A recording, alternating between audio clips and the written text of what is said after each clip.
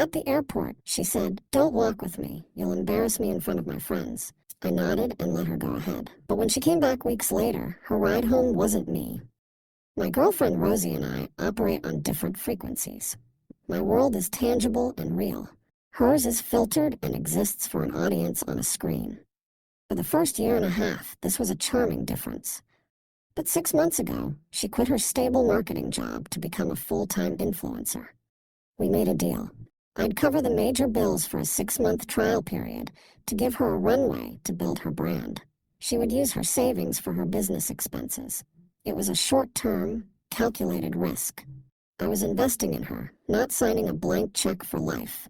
Almost immediately, her business expenses started looking a lot like shopping sprees, and my patience was wearing thin.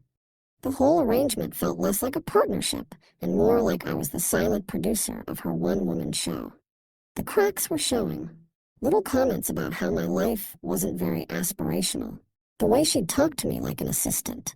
This 3-week content creation trip to Europe was supposed to be her last big push before the 6 months were up, and she had to start contributing again.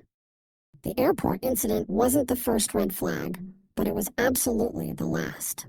I drove her to the airport and helped her with her 3 oversized, ridiculously heavy suitcases. As we approached the check-in counter, she saw her friends, Lauren and Ashley.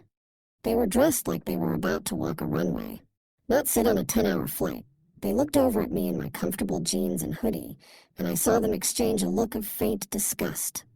Rosie stopped dead in her tracks. She turned to me, not with a loving goodbye, but with a look of sheer panic.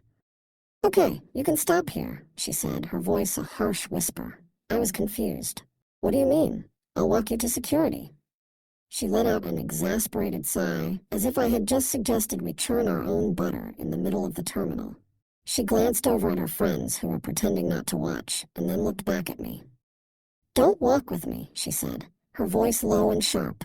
"You'll embarrass me in front of my friends." And there it was, the final confirmation.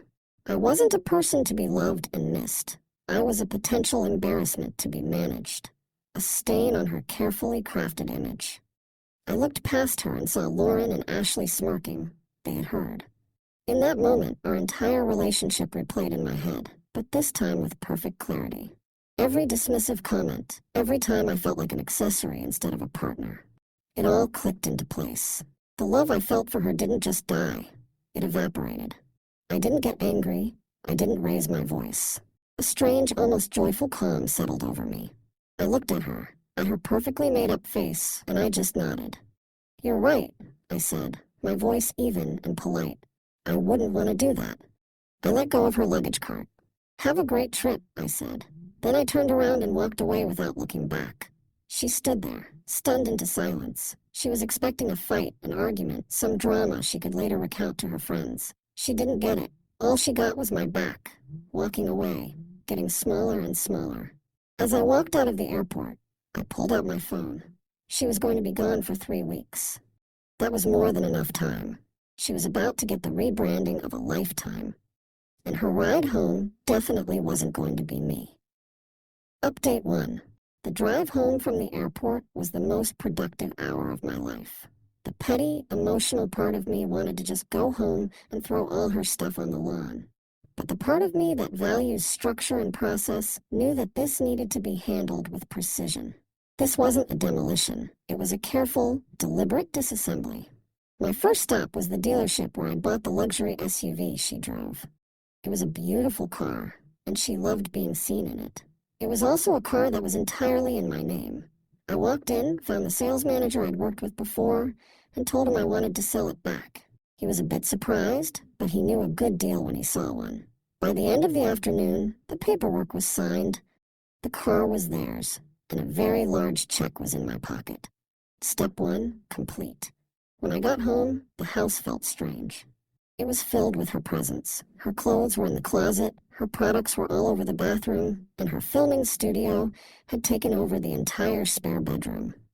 It was a monument to a person who no longer existed in my life. It was time for a renovation. I didn't just want to pack her things. I wanted to erase her. I called a high-end junk removal and deep cleaning service. I explained the situation. I told them I wanted every single item that wasn't mine removed from the house. I wanted the closets emptied, the bathroom cleared, and the spare bedroom gutted. I also wanted a deep clean of the entire house, from top to bottom. I wanted the place to feel new again. They quoted me a price, and I told them I'd pay double if they could have it all done by the end of the next day.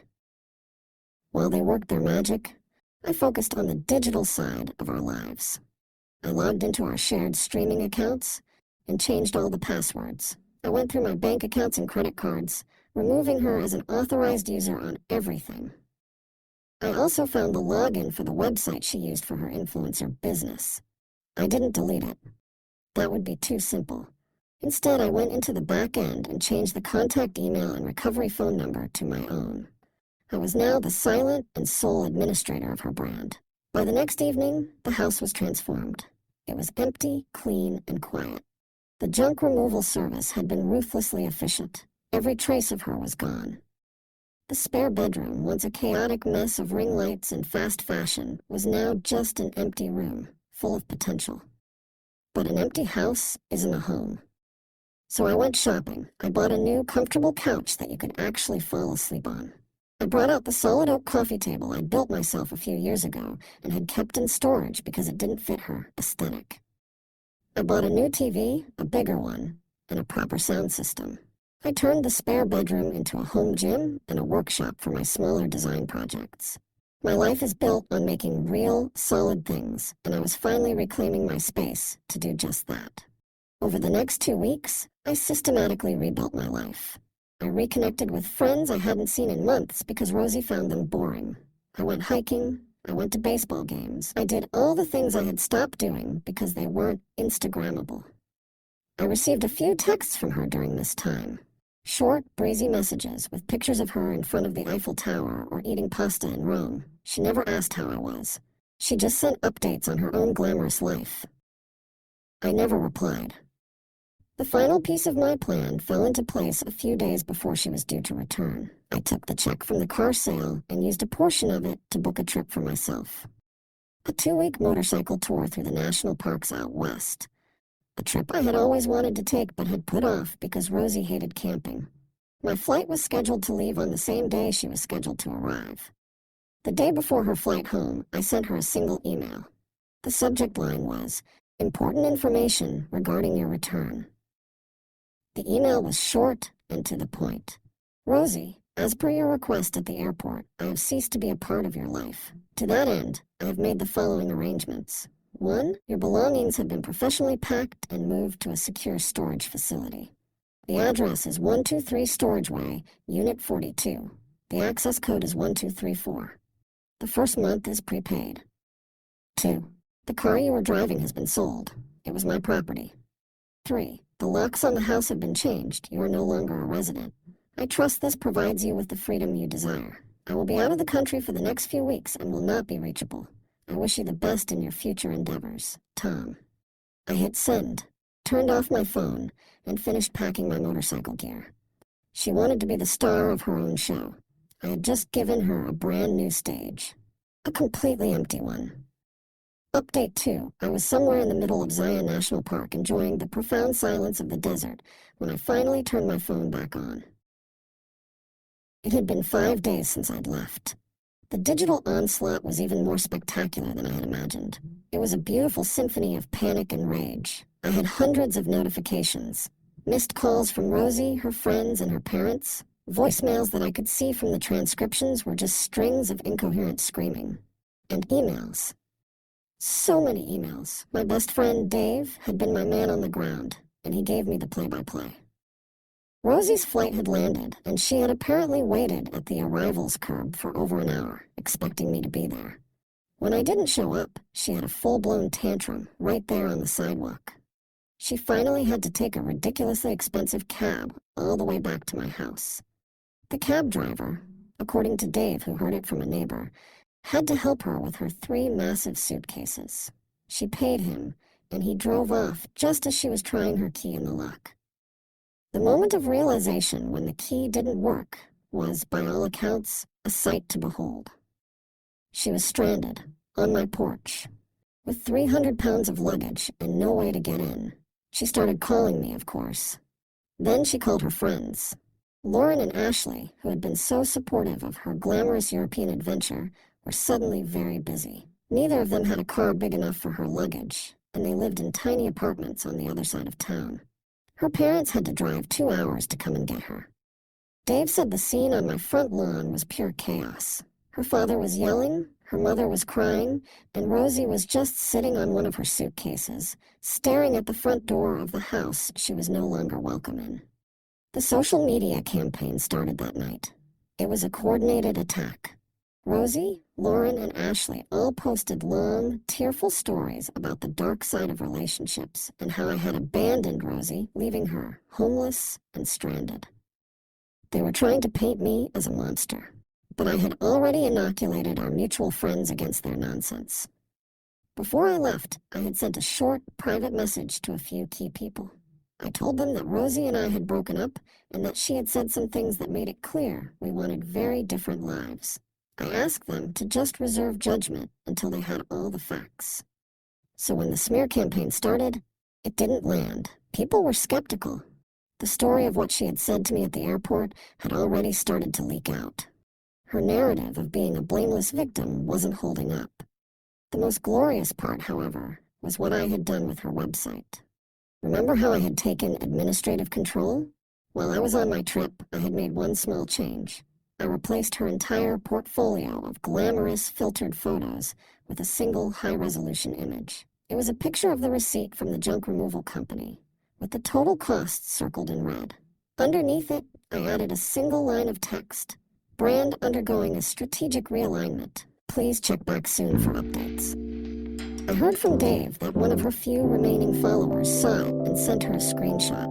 Her entire online persona, her business, had been reduced to a receipt for throwing her stuff away. She had a complete meltdown and took the entire site offline. The legal threats came a week later.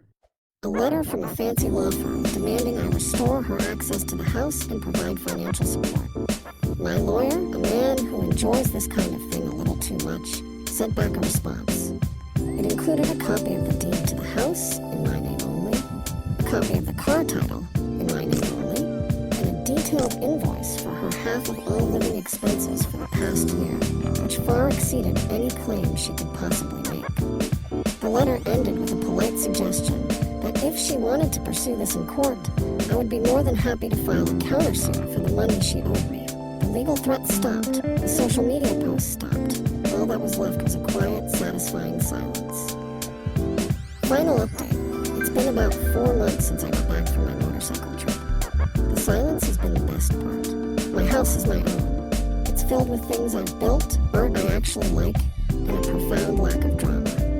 The story of Rosie's return and the subsequent implosion of her life became a sort of local legend among our friends. She and her parents had to hire a moving truck to go to the storage unit and retrieve her mountain of belongings. I'm told it was a very tense and unhappy family outing. She ended up moving back in with her parents. Her influencer career is, for all intents and purposes, over. Her brand was built on a lifestyle she couldn't sustain on her own. Without me to fund the trips, the clothes, and the fancy dinners, she had no content. Her feed, once a constant stream of glamorous updates, is now mostly just old pictures and sad, vague quotes about new beginnings. Lauren and Ashley, her loyal friends, are no longer in the picture. I heard they had a massive falling out. Apparently, they got tired of Rosie complaining and expecting them to support her financially. Their friendship, it seems, was as transactional as her relationship with me. I did have one final, indirect interaction with her. About a month ago, I got a call from a guy who owns a gallery downtown. He was a mutual acquaintance. "Hey Tom," he said, "I'm calling about a weird thing. Rosie was in here yesterday. She was trying to sell me some of the furniture that used to be in your house. Said she was an interior designer now." I just laughed. "And did you buy any of it?" "Are you kidding me?" he said. "It was all cheap, mass-produced stuff with no character. I told her it was worthless. She got really upset. Started going on about how you ruined her life and her career." He paused. "For what it's worth, man, you dodged a bullet. A big, expensive, poorly decorated bullet. And that really says it all. She saw me as an accessory to her life, a wallet to fund her ambitions. She thought my purpose was to stand in the background, out of frame, so I wouldn't embarrass her. She never understood that I wasn't in the background. I was the foundation. And when the foundation walks away, the whole pretty fake house comes crashing down. I'm not angry anymore. I'm just free. I'm planning another trip for the fall. Maybe to Southeast Asia this time. I'm building new furniture for my house, pieces that are solid and real and will last a lifetime. I'm building a life that doesn't need to be photographed to be enjoyed. She wanted a life that looked perfect in mine. I just wanted a life that felt good in reality. It turns out, you can't have both if one is built on the other. She made her choice at the airport that day. She chose the image over the person. And in the end, the image was all she was left with. A blurry, fading picture of a life she used to have.